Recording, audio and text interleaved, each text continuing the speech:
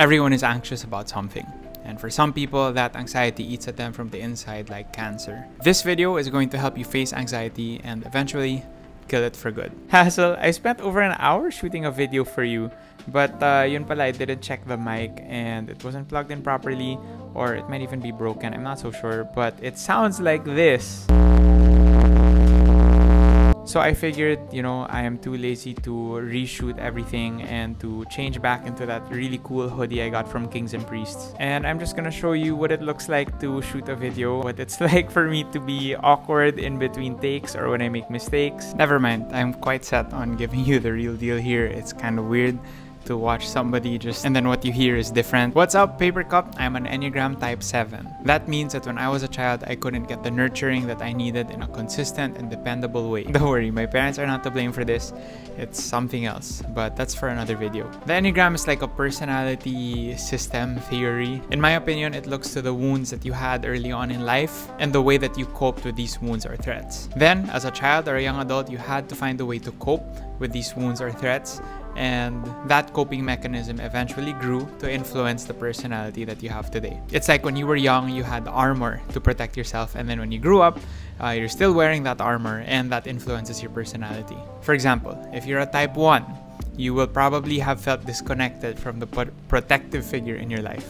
That person, whether it's your father, your mother, your grandparent, or even your perception of God, seemed too strong, too abusive, overly strict, or maybe even overly lenient. But especially in religious households, it probably became a thing to have to work hard in order to please that protective figure, especially if that was your perception of God. To cope with this, Type 1s made themselves their own judges and critics. They had a black and white list of rules in their minds, and they had to follow it or else they weren't good enough. They started to feel like they would never be acceptable if they weren't perfect, and they strived every single day to be better and to be more perfect. Their own feelings and desires were probably put on hold so that they can further improve themselves or take care of their responsibilities and duties and obligations. Anger is one of the commonly repressed emotions of a Type 1, and then that will usually be redirected into being critical, overly critical, or judgmental of others or of self. The Type 1 self-policed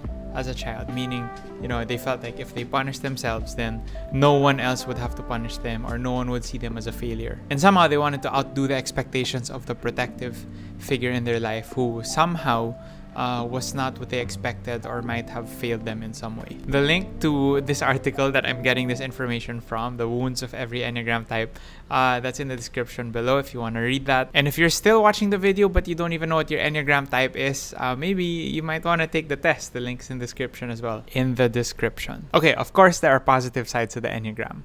Type 1s are also known to be very organized, very disciplined, very wise, very honest, people of integrity, especially, you know, there's like a healthy one and an unhealthy one. And there are Enneagram types all the way from number 1 to number 9. And there's a lot more that I could talk about if I wanted to go on, but right now the point is I just realized that it's true what they say about the Type 7, which is me. We jump from thrill to thrill, from hobby to hobby, from exciting thing to exciting thing, just to escape how lonely and anxious we really are on the inside. You may be a Type 7 or you may not be, but if you know you've been escaping to COD or to ML, to TikTok, to Instagram, to social media, to Netflix, to binging a series, to friends, or even being excellent in your school or your work, like in a workaholic kind of way, just so that you don't have to face how lonely and anxious you really are on the inside, then I know how it feels.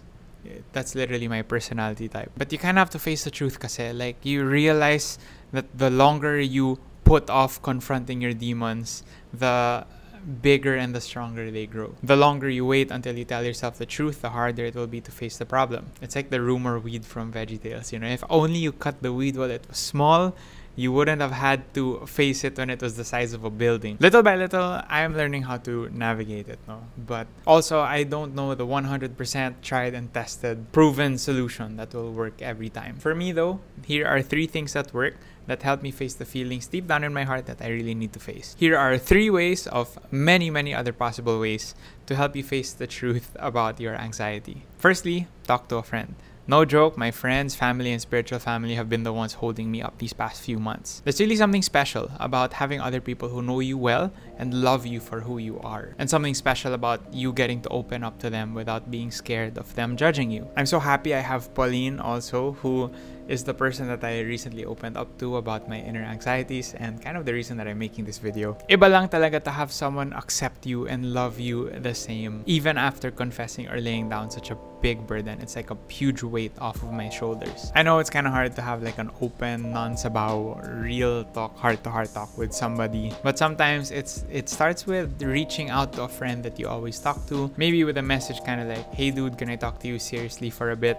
I just have to share something with you that's been on my mind for a while. If you know that that person is a real friend, then you can be confident that they're gonna sober up and listen to you with the best of intentions. Secondly, pray.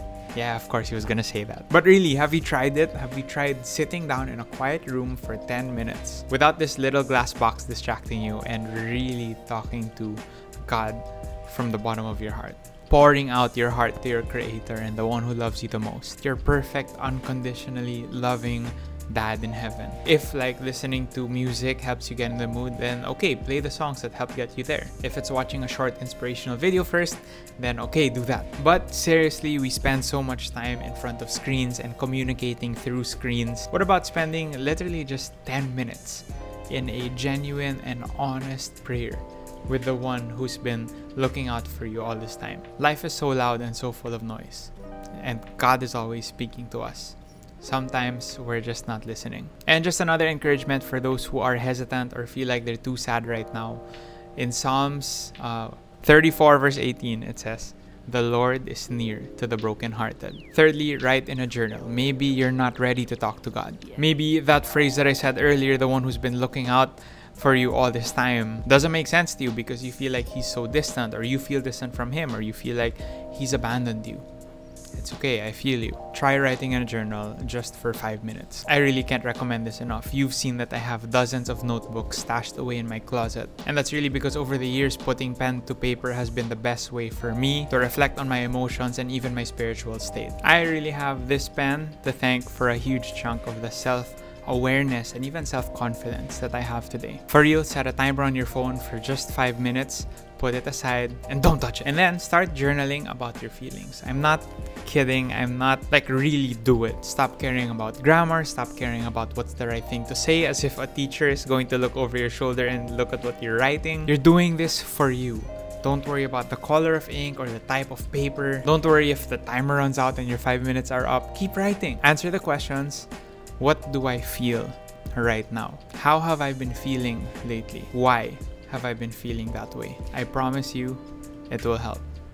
Have a great day.